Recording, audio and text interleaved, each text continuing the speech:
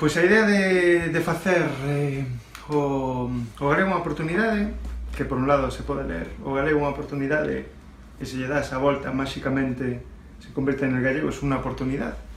A idea surxiu porque queríamos sumar esforzos desde un punto de vista de alguén que leva traballando moitos anos a idea do que acontece no mundo coas linguas en conflito e desas saídas que teñen de unha estrategia máis de isolamento frente a outras variedades ou do sumatorio de variedades, e por outro lado a experiencia miña neste caso, que era máis de traballo desde unha empresa e como enfocar esas ideas cara a públicos máis amplos, non necesariamente ligados para o mundo da lingua.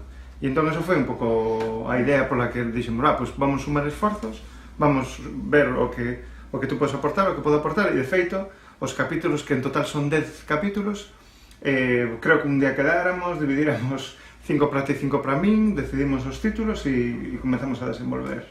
Pois. Non? E pois a idea fundamental era que fose un libro didáctico, que dice que non fose un libro para profesores universitarios, nada parecido con iso. Tiene que ser un libro que cualquier persoa, mesmo un adolescente con curiosidade sobre este tema, fose capaz de dixerir.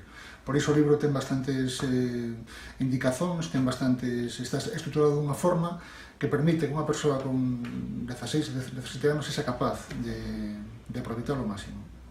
Eu, por exemplo, sou un filólogo, adoro a filoloxía, adoro as linguas e, sobre todo, a relación entre lingua e sociedade. O que me fascina é como as linguas son vividas dunha forma diferente segundo unha persoa ou outra, mesmo dentro dunha única sociedade.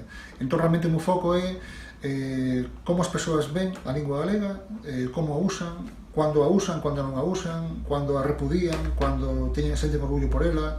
Realmente o meu foco é, digamos, un foco filolóxico. En cuanto que Pichel, sendo informático, ten un foco diferente. Pois o meu foco é un pouco diferente, bueno, é darle outra visón máis, digamos, un enfoque máis práctico, no sentido de o que a sociedade espera da lingua e como, ou que preconceitos ten, ou que ideas forza ten para a lingua, neste caso para a nosa, e como comunicar mellor esa oportunidade que ten da lingua, que non sabe que ten unha lingua que pode dar moito máis de si do que lle educaron desde pequenos, e como trasvasar un pouco eses preconceitos que hai, que despois na vida real podes viver así a lingua.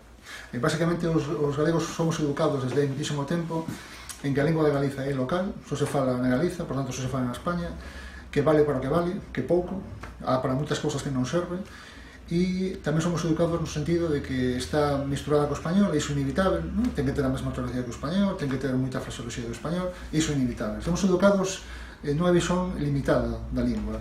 A oportunidade é que esa non é a única visión, hai outra visión moito máis interesante, non só para a lingua, que iso é secundario, para as persoas, que vai aumentar o benestar das persoas, que é a visión da lingua da Galiza como unha lingua internacional, compartida con outras sociedades, con unha lingua que serve para o mesmo que serve o español, exactamente para o mesmo, e con unha lingua que ten un modelo de lingua soberano respecto ao castellano, que non é dependente. Non temos que estar esperando a ver como en español inventan a palabra zasca e nós usamos zasca.